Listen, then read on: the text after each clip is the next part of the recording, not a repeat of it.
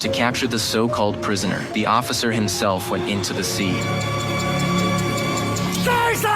In such harsh conditions, the escaped convict couldn't possibly survive. However, the officer never expected that the Norwegian he had helped was actually his target. By the time he realized it, the man had already escaped. So, he dispatched fighter jets, giving chase along the snowfield. Jan realized his identity had been exposed and desperately tried to escape by skiing. But on this vast snowfield, he was a sitting duck.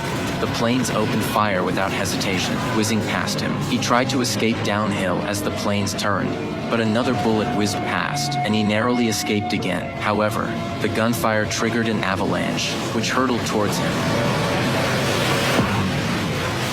Seeing this, the pilots had no choice but to return and report to the lieutenant colonel. If Jan was still alive, there were only 3 routes down the mountain. They quickly set up ambushes at the appropriate locations. Jan was indeed alive, but unable to stand. His eyes were bloodshot, and he crawled desperately in the snow pits. As the sun set, he finally saw a sliver of sunlight. However, the weather grew colder, and the real challenge had only just begun. As he crossed the ditch, his feet were covered in ice. He wanted nothing more than to collapse there and end his agonizing pain, but he managed to get up and stumble forward.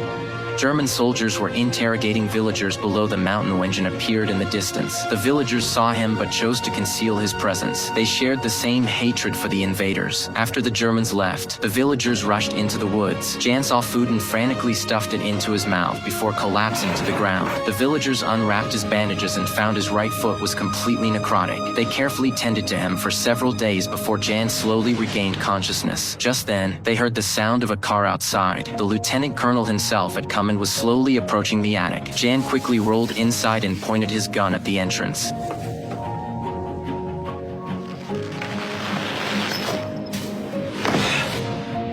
After a moment's hesitation, the lieutenant colonel decided to give up. He picked up his prized badge, and under cover of darkness, the family carried Jan to the harbor. They took a small boat and, after some time, arrived at a hunter's hut. After leaving some supplies, they left him there. Jan needed to recover on his own. He drifted off to sleep, but the German soldiers suddenly pushed open the door. Jan was jolted awake by a nightmare, gasping for breath. Just then, the German soldier barged in again.